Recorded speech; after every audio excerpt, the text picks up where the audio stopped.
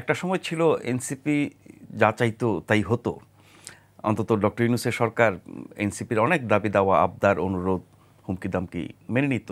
সেই অবস্থা এখন আর নাই। কিন্তু তারা যখন একটি রাজনৈতিক দল হয়েছে তখন তাদেরকে বুঝতে হবে যে আর 10টা দলের মতো তারাও একটা রাজনৈতিক দল।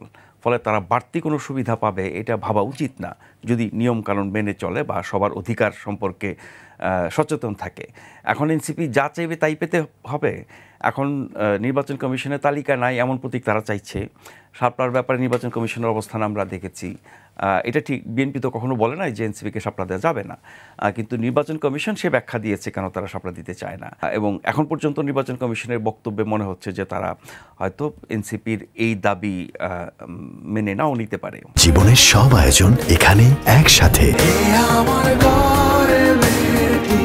জনগণের ভোটাধিকার নিশ্চিত করার জন্যই তো এই দলগুলো সক্রিয় ছিল আন্দোলনে এবং এখন পর্যন্ত। ফলে এদের মধ্যে কেউ ভোট ডাকাতে চেষ্টা করবে না, এটাই স্বাভাবিক। তো নিরাপত্তা যদি ঠিক থাকে, প্রশাসন যদি আন্তরিক হয়, রাজনৈতিক দলগুলো যদি আন্তরিক হয়, নির্বাচন কমিশন যদি আন্তরিক হয়, তাহলে তো ভোট ডাকাতি নির্বাচন হওয়ার কথা না। কতটা সুষ্ঠু, শান্তিপূর্ণ এবং ত্রুটিমুক্ত হবে সেটা বলা মুশকিল, কিন্তু বিগত 3টি নির্বাচনের চেয়ে ভালো হবে এটা মোটামুটি নিশ্চিত করেই বলা যায়। এবং সেই ভালোটা কতটা ভালো সেটা দেখার অপেক্ষায় আমরা আছি।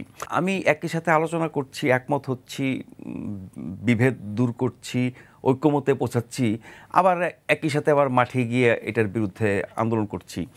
এই দ্বিচারিতা তো মানে গ্রহণযোগ্য না। জামাত সহ কতগুলো ইসলামী দল এই কাজটা করছে।